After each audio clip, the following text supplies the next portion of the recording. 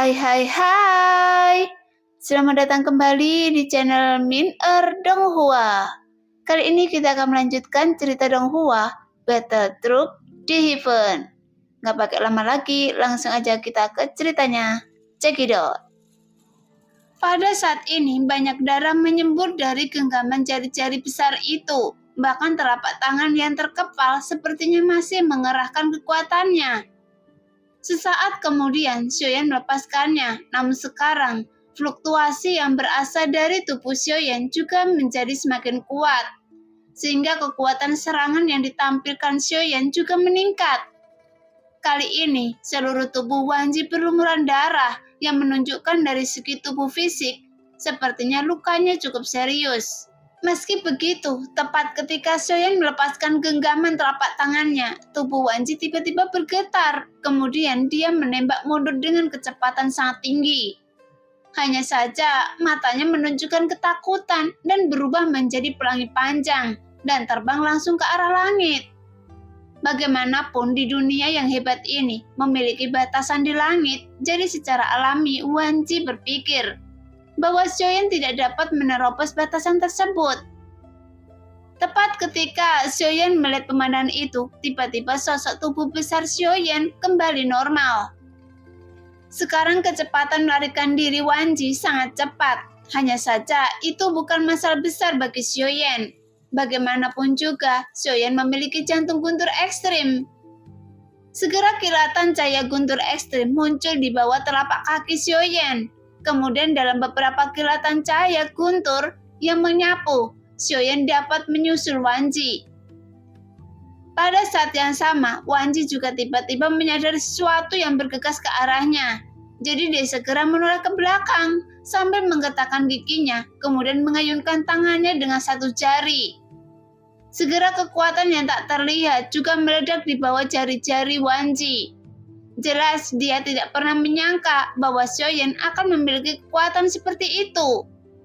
Sekarang dia hanya bisa mencoba yang terbaik untuk melihat apakah dia bisa menghentikan Xiaoyan. Mengapa sekarang Anda ingin melarikan diri?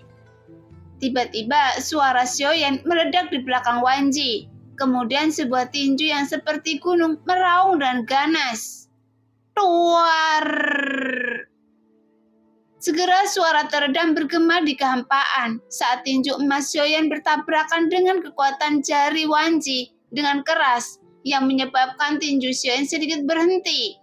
Namun saat kedua kekuatan itu bertabrakan, tiba-tiba sosok Xiaoyan terus melesat ke arah Wanji yang membuat Wanji ingin melarikan diri. Tapi saat dia ingin pergi, tiba-tiba sebuah cahaya menyala di mata Xiaoyan. Namun bagi Wanji, dia hanya merasakan ada cahaya terang di depan matanya. Kemudian kegelapan di sekitarnya datang ke arahnya untuk menelannya. Setelah itu, Wanji tidak tahu apa-apa lagi. Sekarang dia sangat bingung. Dia ingin terus berjuang, tapi dia juga takut. Karena dia belum pernah merasakan perasaan krisis kematian yang begitu kuat. Tepat ketika Wanji membuka matanya, tiba-tiba matanya berubah menjadi merah darah karena dia melihat nyala api yang membumbung ke langit. Sekarang dia tidak bisa merasakan tubuhnya sama sekali karena semuanya telah dicapik-capik oleh Xiaoyan. Namun bagi Xiaoyan, dia juga tidak tahu bagaimana cara membunuh makhluk keabadian para dewa saat ini. Jadi dia hanya bisa menghancurkan tubuh Wanji menjadi berkeping-keping. Pada saat ini, tubuh Wanji diseret ke dalam telapak tangan raksasanya. Kemudian Xiaoyan menggunakan telapak tangannya sebagai tungku untuk menyempurnakan tubuhnya dengan nyala api abadi. Karena Xiaoyan berpikir, meskipun tubuh dewa keabadian kaisar tetap abadi, namun pada akhirnya dia masih bisa dibunuh. Tapi bagaimana dengan keabadian para dewa? Xiaoyan tidak mengetahuinya. Oleh karena itu, Xiaoyan ingin mencobanya pada tubuh Wanji sekarang. Dengan cara ini, mungkin Xiaoyan dapat lebih memahami keabadian para dewa. Jadi Xiaoyan ingin tahu bagaimana cara membunuh orang kuat keabadian para dewa. Pada saat ini, hati api memancar dari Xiaoyan untuk menunjukkan kekuatan yang luar biasa dahsyatnya. Mungkin dengan nyala api seperti itu, sepertinya dapat melelehkan seluruh dunia. Karena suhu yang sangat panas dapat memacu ribuan mil di sekitarnya. Seolah-olah tempat ini telah berubah menjadi gunung api dalam sekejap. Namun jika dilihat dari jauh, nyala api di telapak tangan Xiaoyan tampak seperti matahari. Pada saat ini, tubuh Wanji yang berada di bawah suhu yang sangat tinggi, tubuhnya masih meleleh, meskipun masih ada sesuatu yang seperti akar teratai yang patah. Segera Xiaoyan meningkatkan kekuatan nyala apinya, sehingga tubuh Wanji yang berada di dalam nyala api akhirnya meleleh sepenuhnya. Tapi Xiaoyan sedikit khawatir, jadi masih terus membakarnya untuk waktu yang lama, sebelum akhirnya nyala apinya padam. Saat ini, tak ada satupun dari bagian tubuh Wanji yang tersisa, karena seluruh tubuh telah berubah menjadi abu di telapak tangan Xiaoyan. Namun, meskipun tidak ada jejak tubuh Wanji lagi, tapi ada sebuah bayangan bayi emas seukuran telapak tangan orang biasa yang tersisa. Pada saat ini, bayi itu sepertinya sedang tertidur lelap, namun sepertinya bayi itu tidak punya niat untuk melarikan diri. Seolah-olah sekarang dia telah kehilangan kesadaran sepenuhnya. Segera Xiaoyan menggendong bayi dewa emas dengan telapak tangannya. Hanya saja bayi tersebut sepenuhnya memancarkan aliran fluktuasi yang stabil, sehingga terlihat sangat nyaman. Merasakan itu, Xiaoyan mencoba untuk melihat bayi tersebut dengan kekuatan jiwanya. Apakah dia bisa sepenuhnya mengalahkan Wanji dalam bentuk bayi? Namun di bawah pengaruh kekuatan jiwa Xiaoyan, dia tidak dapat menyentuhnya sama sekali. Tepatnya, Xiaoyan tidak dapat merasakan keberadaannya. Itu seperti bayangan kosong, karena tidak peduli Xiaoyan menggunakan metode serangan apapun, itu tidak berpengaruh sama sekali. Apakah ini keberadaan keabadian para dewa? Setelah melihat bayi dewa di depannya, Xiaoyan sedikit menyipitkan matanya sedikit, karena selama bayi dewa ini tidak dapat dihilangkan, maka ranah keabadian para dewa memang mungkin untuk mencapai keabadian. Jika jiwa tidak dapat dibunuh, seharusnya tubuh dapat dibentuk kembali dengan cepat. Segera Xiaoyan mencoba memasukkan bayi dewa ke dalam panji penekan jiwa. Bagaimanapun bayi dewa ini masih belum cukup kuat. Namun saat Xiaoyan melambaikan tangannya lagi, panji penekan jiwa hanya melewatinya. Dengan kata lain, panji penekan jiwa tidak dapat menyentuh bayi dewa ini. Sepertinya keabadian para dewa benar-benar dapat mencapai keabadian yang abadi dalam waktu.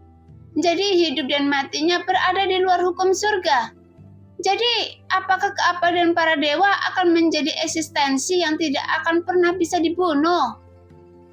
Xiaoyan terus menatap bayi dewa di depannya, namun ekspresinya menunjukkan keraguan. Pada saat ini bayi dewa emas Wanji terus melayang di udara, karena Xiaoyan tidak bisa menghancurkannya, bahkan dia tidak bisa mengambilnya. Jadi bayi itu akan bertahan di udara selamanya. Namun tepat ketika Xiaoyan melihat ke samping, dia menemukan bahwa di sebelah bayi dewa ini ada bola cahaya yang perlahan muncul. Dan Xiaoyan juga mengenali bola cahaya tersebut. Karena saat Xiaoyan membunuh Ye Chuan, penguasa istana Yindian, bola cahaya seperti itu juga muncul di sana.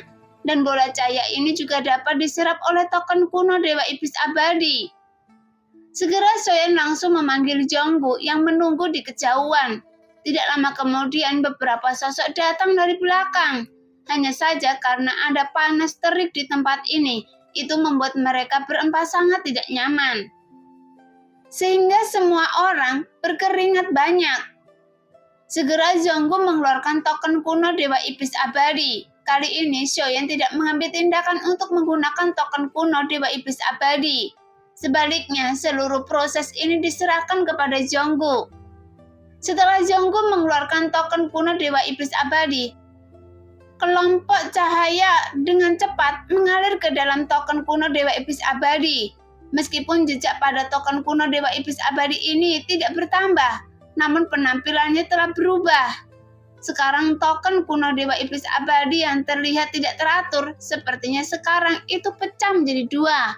Sehingga token kuno Dewa Iblis Abadi ini sepertinya memiliki beberapa sudut membulat. Sehingga tampilannya pun berubah, terlihat lebih lengkap dari sebelumnya. Pada saat ini, Xiaoyan menatap token kuno Dewa Iblis Abadi dengan kilauan di matanya. Jelas Xiaoyan juga tahu bahwa nomor 1 dari alam Dewa Kekacauan mengatakan bahwa token kuno Dewa Iblis Abadi ini belum lengkap. Namun setelah Xiaoyan melihat token kuno Dewa Iblis Abadi di depannya, akhirnya Xiaoyan segera mengerti bahwa token kuno Dewa Iblis Abadi yang lengkap masih perlu ditingkatkan lagi. Sekarang, Xiaoyan terus melihat token kuno Dewa Iblis Abadi di depannya, karena bentuknya seperti lingkaran.